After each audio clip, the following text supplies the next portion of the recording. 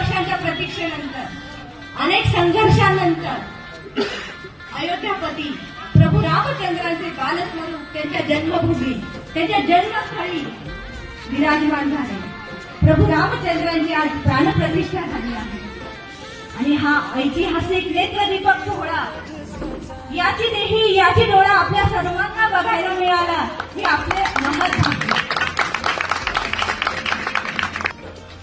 आणि या प्राणप्रतिष्ठेच्या आपल्या सर्व रामभक्तांना कोटी कोटी शुभेच्छा. जय श्रीराम. नमस्कार, मी प्रिया सोजे.